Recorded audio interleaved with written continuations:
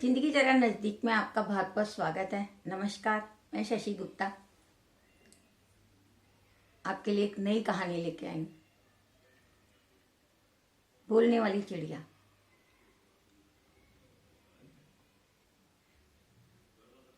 एक राजा था, उसको शिकार करने का बहुत शौक था। वो इधर उधर घूमता रहता था, भटकता रहता था और बहुत दूर दूर तक भी चला जाता था। एक बार वो अपने राज्य से बहुत दूर चला गया। वहां पर उसने देखा कि बहुत दूर एक चिड़िया बैठी हुई है और वो चिड़िया की तरफ जैसे ही उसने देखा तो चिड़िया जोर जोर से चिल्लाने लगी, ओहो आज तो जंगल में राजा आया है, ओहो आज तो जंगल में राजा आया है। राजा आश्चर्यचकित हो गया, अरे ये कैसी चिड़िया है? मैंने तो कभी अपनी जिंदगी में ऐसी चिड़िया देखी ही नहीं। ये तो अद्भुत है, ये चिड़िया मुझे चाहिए। वो चिड़िया के पीछे पीछे पीछे पीछे थोड़ी दूर तक भागता भी रहा, पर वो चिड़िया कहीं फुर हो गई। फिर उसने एक शिकारी को ढूंढा। वो बोला, तुम तो इधर ही घूमते रहते हो, इस जंगल में मैंने एक चिड़िया देखी है, वो बिल्कुल हमारे मनुष्य की जैसे बोलती है। वो चिड़िया मुझे चाहिए, अगर तुम मुझे लाके दोगे तो मैं तुम्हें 5,000 रुपये का इनाम दूंगा। शिकारी तो बहुत खुश हो गया, बोले इतनी सी चिड़िया के लिए 5,000 रुपये। उसको क्या पता कि राजा के लिए वो चिड़िया कितनी कीमती थी। वो ये कह करके राजा अपने राज्य में वापस आ गया। वो शिकारी को काम पे लगा दिया। शिकारी रोज पूरे जंगल में भटकता रहता था उस चिड़िया की तलाश में। भटकते भटकते महीना हो गया, 2 महीने हो गए, 3 महीने हो गए, 4 महीने हो गए।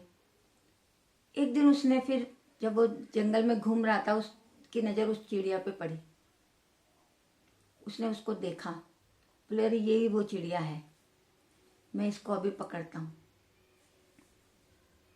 और उसने उस चिड़िया को पकड़ लिया।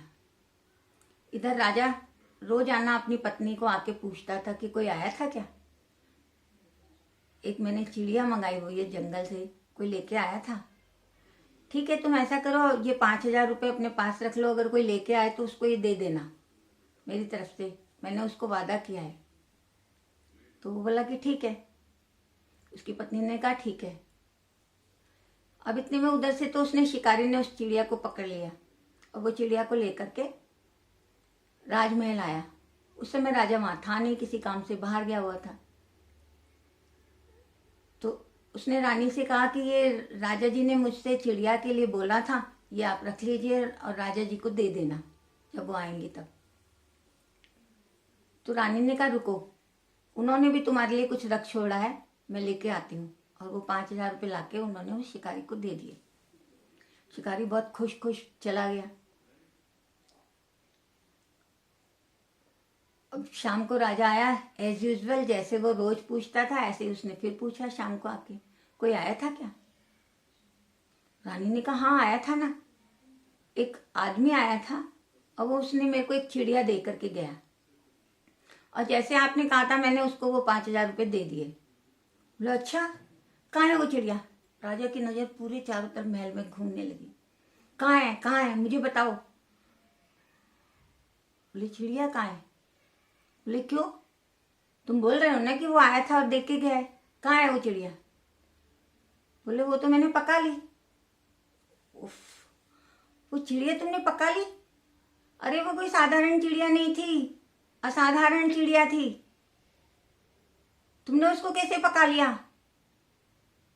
तुमको पता है कि वो हम इंसानों की आवाज में बात करती थी, ऐसा मैंने किसी पक्षी को बात करते हुए नहीं देखा, वो अद्भुत थी और तुमने उसको पका लिया, ये तुमने क्या किया? रानी को मालूम नहीं था कि वो ऐसी थी। रानी ने कहा कि तुम तो कह रहे हो कि वो इंसानों की आवाज में बात करती थी। बोले हाँ करती थी। तो बोले वो कहाँ बोली? बोले जब मैंने उसकी गर्दन को ऐसे पकड़ा तब भी नहीं बोली, जब मैंने उसको काटा तब भी नहीं बोली, और तुम तो कह रहे हो कि वो इंसान की आवाज में बात करती थी। अगर वो इंसान की आवाज में बात करती थी तो उसको बोलना चाहिए था ना, जैसे मैंने उसकी गर्दन पकड़ी थी उसको बोलना चाहिए था मुझे छोड़ दो मुझे छोड़ दो, पर वो तो बोले ही नहीं। जब मैं उसको काटने लगी थी तब भी उसको बोलना चाहिए था मुझे मत मारो मुझे मत मारो, पर वो तो बोली ही नहीं। ऐसी कैसी चिड़िया थी जो बोली ही नहीं वो तो।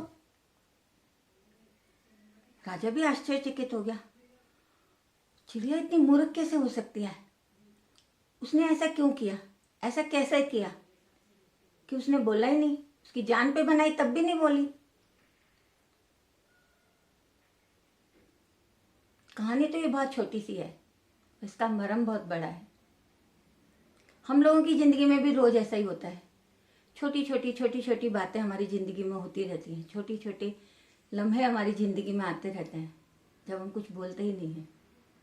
कोई भी आता है हमारी बेइज्जती करके चला जाता है, कोई भी आता है हमारा दिल दुखा के चला जाता है, कोई भी आता है हमारे को हर्ट करके चला जाता है, कोई भी आकर के हमारे को कुछ भी कह जाता है और हम कुछ बोलते ही नहीं। अरे वो तो बोलने वाली चिड़िया थी, हम तो इंसान हैं, फिर भी नहीं बोलते।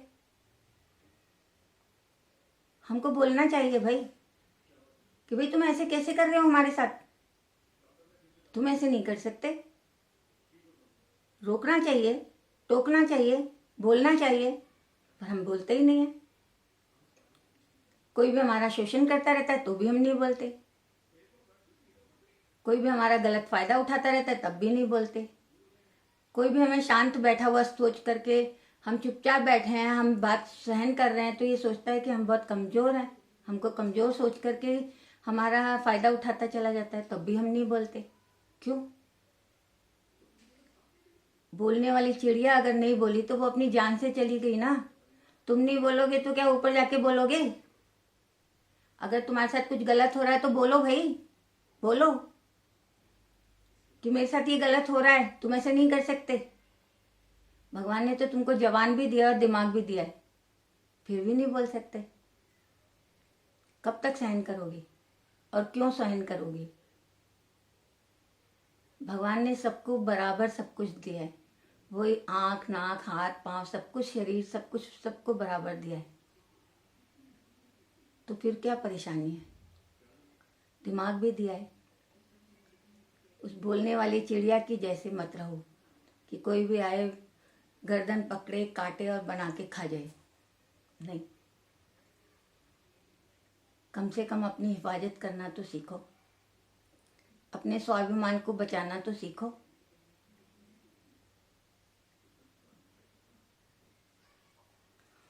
हो सकता है आपको मेरी बातें बहुत बुरी लग रही हो सकता है आपको मेरी बात से तकलीफ हो रही हो, पर मुझे माफ़ कीजिए, क्योंकि मैंने तो बीड़ा ही यही उठाया है कि मैं आपको ज़िंदगी की छोटी छोटी बातों से, आप जिन बातों को सोच के अनजान रहते हैं उनसे अवगत कराना मेरा काम है। आप अपनी ज़िंदगी को कैसे अच्छा बना सकते हैं ये बताना मेरा काम है, आपको याद दिलाना मेरा काम है। आप मेरे चैनल को बहुत पसंद कर रहे हैं, उसके लिए आपका बहुत बहुत धन्यवाद। मैं आपकी तहे दिल से आभारी हूँ, आपके सपोर्ट के लिए आभारी हूँ। फिर से बहुत बहुत धन्यवाद। Thank you.